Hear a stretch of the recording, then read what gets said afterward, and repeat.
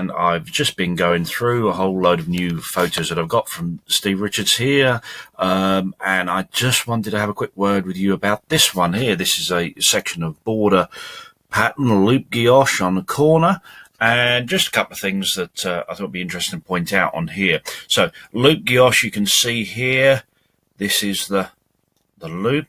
There's the red one, there's the blue one, there's the yellow one.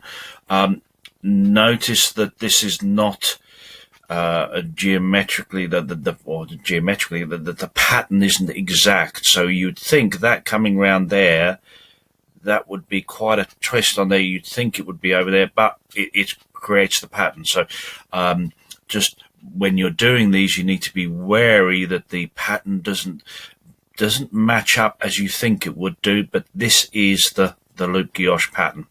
Now, they have the wide center points as opposed to center tesserae. A lot of the versions of this, you'll get just one center tesserae there, but you see it's 3 by 3, and then you've got 4 triangle cuts. 3 by 3, 4 triangle cuts. That creates this large center point there, and this pattern is based on the double strand guilloche, 2 lines of double strand guilloche. You see here, if we just carried on this, that would be a double strand. So you've got 2 lines of double strand opened up, and then they create this loop. Now, have a look at these straight lines. Have a look at the way they've done the corners. Now, let's go down here, move my arrow. Too many tabs open. Okay, look at the red here, and you'd think you do a line down there, and then you carry on the line down there. That would, to us, would be the neat thing to do. But can you see here, if you follow the way they've set, they've done all the 3 red lines along the bottom till they've hit the end, then they've started there. Let's go on to this white line here.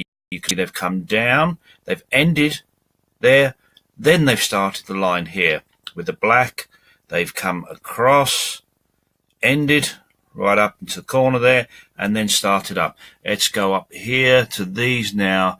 What way round have they done that here? This is pretty much there. Those 3 lines, that one has come down. Up here on the white one, they've come straight down, hit the end, then started there. So as you can see, they don't do what we would consider the neat way to do it, where you carry on the lines around the corner, but they have just gone straight up to the end, then restarted.